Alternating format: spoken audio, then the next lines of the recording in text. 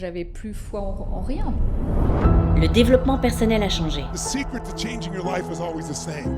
Avant, c'était une niche. You must raise your standards.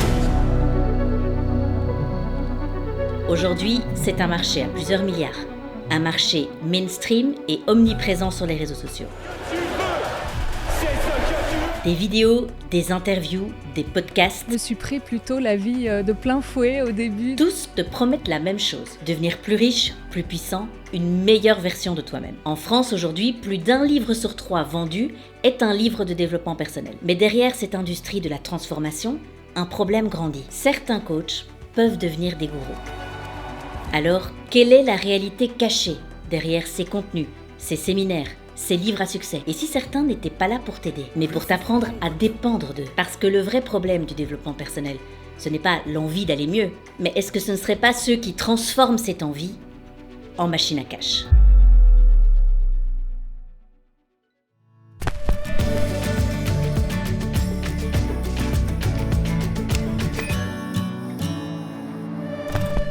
J'ai lu mon premier livre de développement personnel à 18 ans, ça fait maintenant 20 ans. Et comme c'est un sujet qui m'a toujours beaucoup intéressé, j'en ai lu d'autres. Beaucoup d'autres.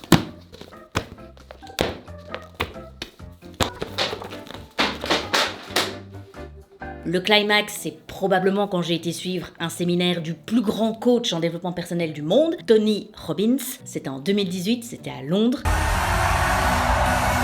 Vous parlez à une personne qui a marché sur le feu.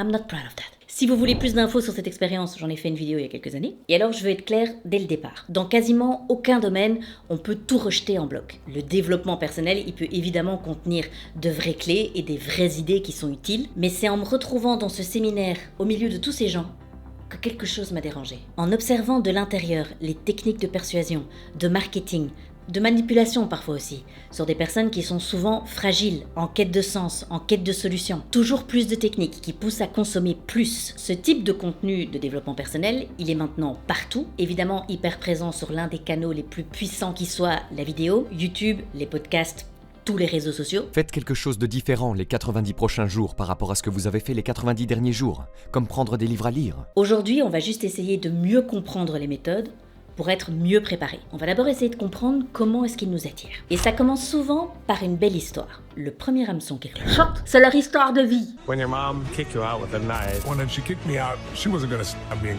kill me. I wasn't worried about that, but I wasn't going back in that house. Being depressed and my dad beat my mom's not home and I'm like, oh my God, man, what the fuck do I do? Just 16 years ago, I was almost $1 million in debt and blowing everything up in my life and barely able to get out of bed. Il faut vous alpaguer. Pourquoi est-ce que vous allez les regarder eux? Leur vie, avant d'être connue, elle est souvent horrible et très difficile. Beaucoup ont connu la souffrance et c'est presque à chaque fois des récits extraordinaires de résilience et de courage.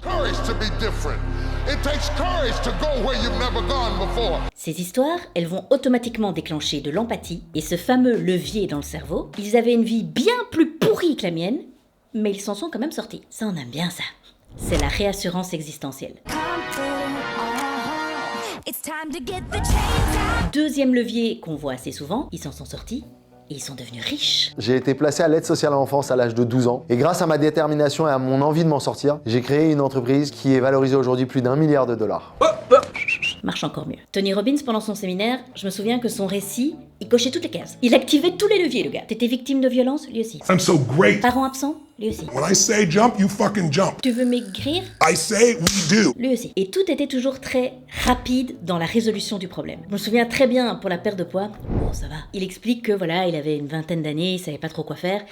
Et au moment où il s'aligne, au moment où il trouve sa mission de vie, mais les kilos sont partis comme ça. 15 kilos en 10 jours. On dit quoi? Faut noter là, hein. Mais il a pas donné de méthode. Faut noter. En réalité, quand t'es dans l'émotion, ça vient court-circuiter ton esprit critique. 10 jours, il a dit. Essayez que toi, tu valorises l'émotion plutôt que la logique. Le principe ne date pas d'hier. Ce principe, il était déjà présent en 1928 dans le livre d'Edward Bernays, Propagande, livre sur la manipulation des masses. À ce stade de la vidéo, vous savez que j'ai déjà marché sur le feu.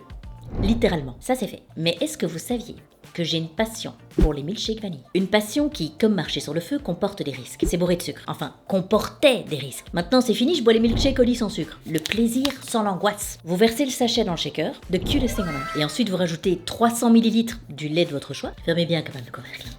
Bah, je vous le dis pas, mais bon, ça tombe sous le sens. Vous mélangez, et c'est prêt. C'est doux, c'est réconfortant, c'est régressif. Bref, c'est bon. Et quand je veux quelque chose de plus frais, attendez, je vous disais, quand je veux quelque chose de plus frais, je prends l'hibiscus tea, sans sucre, à base de vrai thé, et il y a aussi de la vitamine C et des fibres. Petit conseil, mettez quelques petits glaçons, ça fait la différence. Moi, mon objectif, c'est de réduire mon apport en sucre, donc pour moi, ces deux produits qui ont vraiment un goût de fou, c'est vraiment une bonne alternative, que ce soit l'ice tea ou le milkshake. Moi, c'est mon nouveau rituel, c'est mon nouveau 4 heures. Si tu veux partir sur le milkshake, et que tu sais pas trop quel goût prendre, il y en a beaucoup. Tu peux tester le Steak Deluxe Holly Milkshake. T'as 15 sachets à l'intérieur, t'as plusieurs saveurs, t'as caramel, mais aussi noisette, vanille évidemment, et banane. Tu peux aussi évidemment tester les autres gammes grâce au pack découverte de luxe. Tu as moins 10% sur ta commande avec le code Elena. Régale-toi dans la description, tu trouveras toutes les infos dont tu as besoin. Alors, leur souffrance et leur parcours difficile, il devient aussi parfois une preuve d'autorité morale. J'ai vécu pire que toi, donc je sais. Et parfois, ça remplace aussi un peu les diplômes. Je le rappelle, le principe d'autorité, c'est la tendance à croire ou à obéir à quelqu'un parce qu'il a un statut ou une position d'autorité, sans vérifier si ce qu'il dit est vrai. Évidemment, certaines de ces histoires sont vraies, heureusement, mais dans certains cas, ces background stories, elles sont discutables. On va prendre l'exemple d'un gars que vous connaissez sûrement, Jay Shetty. Une figure très connue du développement personnel, vous avez sûrement dû déjà voir passer ses vidéos sur Insta. If I do something for you, and I don't expect anything back, that's called love. If I do something for you and I expect it back, that's called a transaction. C'est l'homme qui est devenu moine pendant 3 ans en Inde, avant de se dire « Je peux pas garder tout ce savoir pour moi, faut que je le partage. » Oh bah ça c'est gentil. C'était un étudiant en commerce, destiné à une carrière en entreprise, et un jour il se rend à une conférence d'un moine qui a changé sa vie. And one week I was told that this monk was invited. And I actually said to one of my friends, I said, I'm only going if we go to a bar afterwards. So my friend forced me to go. He promised me we would go to a bar afterwards. And it changed my life. Belle histoire de vie, check. Le journal The Guardian a enquêté sur la vie de Jay Shetty. Ils ont trouvé quelques incohérences, notamment qu'il aurait fait la majorité de sa formation spirituelle dans un temple à Watford, banlieue de Londres. Oui, il a été en Inde, quelques mois seulement. Ah, Jay a aussi apparemment eu tendance à s'approprier du contenu qui n'était pas le sien au début de sa carrière. En 2019, la youtubeuse Nicole Harber, elle a publié une vidéo où on peut voir que Jay a tendance à s'approprier des mimes ou des citations d'autres créateurs de contenu et à juste mettre son nom en dessous. Some of us lose the people most important to us because we don't value their time. Another one. Life and time are the best two teachers. Life teaches us to make good use of time, and time teaches us the value of life. You already are extremely, incredibly successful at something, but because it's easy for you and natural for you, you don't think it's a skill. Et cette compétence, apparemment, chez toi, c'est le vol. Apparemment. Avant de vous délivrer leur message, certains gourous vont encore un petit peu plus pousser sur le principe d'autorité. C'est-à-dire que quand on te dit « mon podcast est le plus suivi du monde » ou alors « moi, j'ai déjà eu comme client Barack Obama et Leonardo DiCaprio », tu te dis « ok, peut-être qu'ils savent quelque chose que moi, je ne sais pas ». Et alors, pourquoi ça marche si bien ? Parce que le principe d'autorité, il est vraiment profondément humain. On cherche toujours des repères et on a tendance à abandonner notre jugement quand on est dans le doute ou quand on est en souffrance. Si la personne parle avec beaucoup d'assurance, I don't compete with other people, I compete with what I'm capable of. Ton cerveau baisse son esprit critique. Si la personne promet une transformation rapide, So, this is a video about how to change your life, and in the video I want to talk you through the Think Day method, where in about 4 hours, you can drastically change the trajectory of your life. Ton cerveau baisse son esprit critique. Si la personne simplifie des problèmes complexes, it is literally the most important thing there is. It's called the present moment. Ton cerveau baisse son esprit critique. Maintenant que l'hameçon a pris, c'est le moment où ils vont te délivrer leur message. Et je ne sais pas si vous avez remarqué, mais il est toujours très simple. La règle des 5 secondes. It was a cold, dark winter morning, and I just did not feel like doing anything different, but I did one thing that changed everything. I started counting backwards. 5, 4, 3, 2, 1, and then all of a sudden I stood up and I was like, what the hell just happened? I still use it at 2:30 in the morning when I wake up and I have to go to the bathroom. And, like instead of trying to go back to bed, 5, 4, 3, 2, 1. Parce que ton cerveau a tendance à trouver des excuses pour ne pas agir vite pour empêcher à ton cerveau de t'auto-saboter. Se réveiller à 5h du mat. L'avenir appartient à ceux qui se lèvent tôt. Lève-toi à 5h du mat, quand tout le monde dort. Lis, fais du sport, écris dans un journal, bois 5 litres d'eau, fais beaucoup pipi. Et tout ça avant 5h03 et tu réussiras ta vie. Et le dernier phénomène en date, Let Them, par Mel Robbins. If you want more time and energy, stop trying to control and change other people and learn how to let them be who they are, let them have their opinions, let them do what they're going to do, and then focus that time and energy back on yourself. It's very simple. Ton boss a envie de donner la promotion à quelqu'un d'autre ? Laisse-les faire. Ils veulent me chier dessus là quand même. Laisse-les faire. En arrêtant de vouloir contrôler l'extérieur, tu récupères ton énergie, ta clarté mentale et ton pouvoir personnel. Il y a un poème qui résume d'ailleurs très bien ce concept, qui est sorti en 2019 et qui est devenu viral en 2022, qui a été écrit par Cassie Phillips. C'est exactement le livre de Mel Robbins, qui lui est sorti en 2024. Les gens l'ont dit à Mel d'ailleurs. T'as volé l'idée là, non ? Sa réponse : ils pensent que j'ai volé l'idée. Laisse-les faire. Très bien joué. Oui, dans le développement personnel, dans certains cas, les messages sont d'une simplicité extrême. Tout est ramené à un concept qui est très abordable, mais qui malheureusement oublie souvent les nuances. Certaines situations sont parfois plus complexes. Les recettes, elles sont souvent présentées de manière trop simpliste. Fais ça et le résultat, ce sera ça. Ça peut être culpabilisant aussi parce que si t'y arrives pas, c'est toi le problème. Tout est sur tes épaules. Alors qu'on sait tous qu'il y a plein de facteurs comme des facteurs environnementaux qui rentrent en compte. Et alors dans un monde où il y a beaucoup moins de repères qu'avant, les figures d'autorité ont déçu, comme dans la politique. Les gens sont en quête de sens, ils se sentent perdus et donc c'est plus facile d'adhérer à ce genre de message. D'autant plus que le développement personnel a tendance à activer un autre mécanisme, l'impression d'avoir enfin compris. Le cerveau, il adore ça. Il croit comprendre parce que c'est nouveau. Résultat, t'es comme plus lucide, t'es plus éveillé. Pas parce que c'est forcément vrai, mais parce que ça rassure, ça donne du sens, ça calme l'angoisse. D'un côté, ceux qui ont compris, de l'autre, ceux qui n'ont pas compris. Et dès qu'il y a une frontière, il y a une hiérarchie. On se sent un peu au-dessus, parfois sans s'en rendre compte. Plus un système simplifie le réel, un système qui promet une clé magique qui oppose eux à nous, plus on va fabriquer automatiquement un sentiment de supériorité. I'm just another human walking around. That's not true. You are special. You do something that's better than a lot of people. You have your own television show. That is not nothing.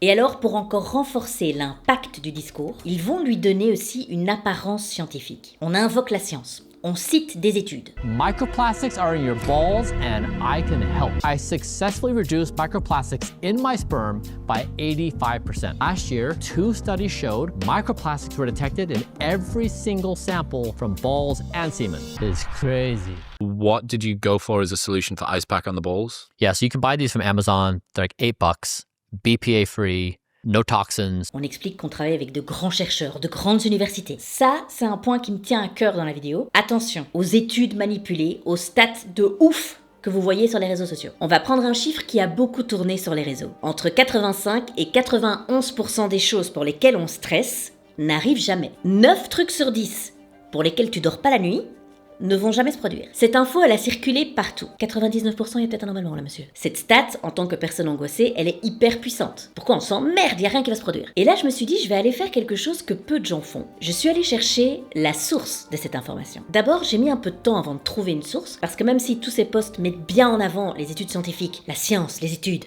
quasiment aucun de ces posts n'indiquait d'où venait cette étude. À force de chercher, il y a la référence d'un livre qui a popé plusieurs fois. The Worry Cure, traduisé par le remède contre l'inquiétude. Ce serait son auteur, Robert Leahy, qui serait à l'origine de cette étude. Il est professeur de psychologie à l'université de Yale. J'ai donc lu ce livre. Et là, à la page 18, dans une étude, des personnes sujettes à l'angoisse ont été invitées à noter leurs préoccupations pendant 2 semaines et à prédire ce qui allait se passer. En réalité, dans 85% des cas, les choses se sont bien passées. Déjà, il y a noté une étude, donc ça veut dire que c'est pas lui qui l'a faite. Il y a une note en bas de page, je vais donc en annexe. Je vous passe les détails, mais j'imprime cette étude, qui n'est d'ailleurs pas une étude, qui est une analyse d'anciennes études psychologiques. Je ne vois aucune trace de 85% de vos angoisses ne se réaliseront pas. J'ai quand même acheté le bouquin d'un mec qui soi-disant est le mec qui a fait l'étude, mais c'est pas lui. Et lui, il me redirige vers une étude de 2 mecs qui ne concluent pas du tout ça. 85% des choses pour lesquelles vous angoissez ne se produisent pas. Ah bah j'espère pour vous, parce que là j'ai une angoisse, c'est de vous croiser et de vous mettre une teutard. Non mais pardon, on est en 2064, j'ai enfin trouvé des études.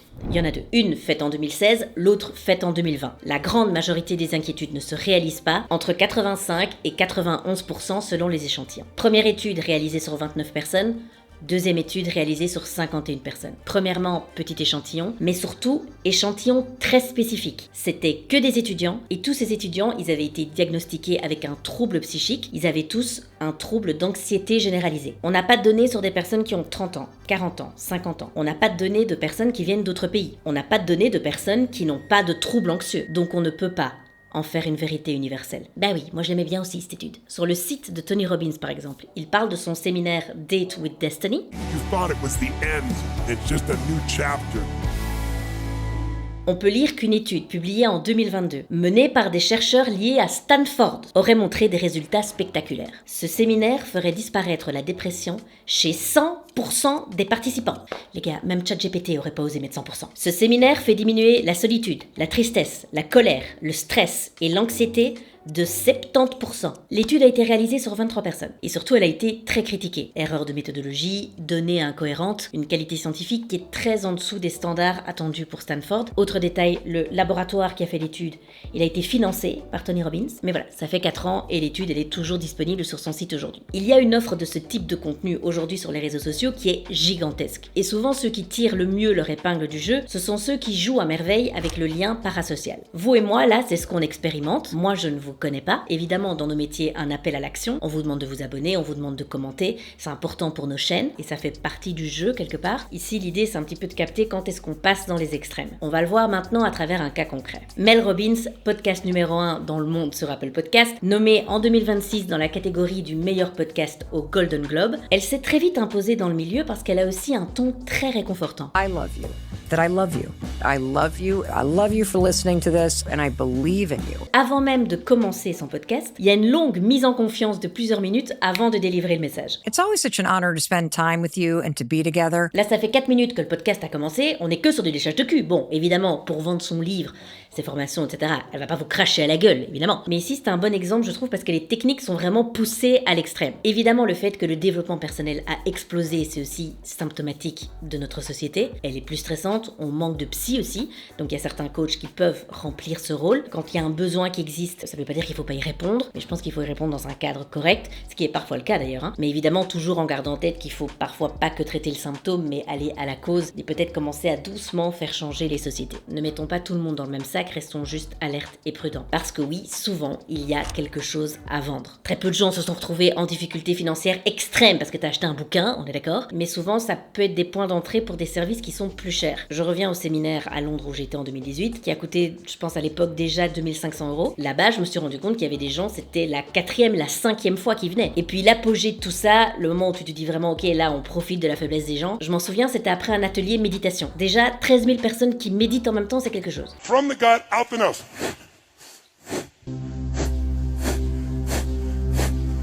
Mais juste après ce moment, la cassure, elle a été nette. Il y a de la musique qui s'est lancée à fond, il y a tous les écrans géants qui sont allumés. Et le message sur les écrans géants, c'était « Le prochain séminaire de Tony Robbins arrive à grands pas. Si vous voulez profiter de 40% de réduction, c'est maintenant ou jamais. Levez-vous, courez vers les stands des hôtesses, elles prennent votre nom, elles prennent tout. » Je parle de séminaire, au lieu de 8 000 €, ce sera 6 000 €. On parle en euros, on est dans une autre devise là. Et là tu vois les gens qui se lèvent, qui se mettent à courir. Do you have that money?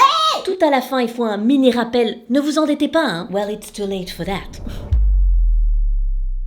Le développement personnel n'est pas le problème. L'envie d'aller mieux n'a rien de honteux. C'est même profondément humain. Le problème, il commence quand cette envie devient un produit. Quand la souffrance devient un levier marketing. Quand on transforme une quête de sens en tunnel de vente. Le problème commence quand on te propose des transformations rapides, universelles, sans nuance. Quand on t'explique que si ça n'a pas marché pour toi, c'est parce que tu n'as pas assez essayé, pas assez cru, pas assez acheté. À ce moment-là, ce n'est plus de l'aide, c'est un système. Encore une fois, lire un livre ne fait de personne une victime. Écouter un podcast ne fait de personne un naïf. Mais dès que ton mieux-être dépend d'une seule voie, d'une seule méthode, d'un seul mentor, qui a toujours quelque chose de plus à te vendre, alors ce n'est plus du développement personnel. Et dans un monde de plus en plus anxiogène, la meilleure protection, ce n'est pas une nouvelle règle miracle, c'est l'esprit critique.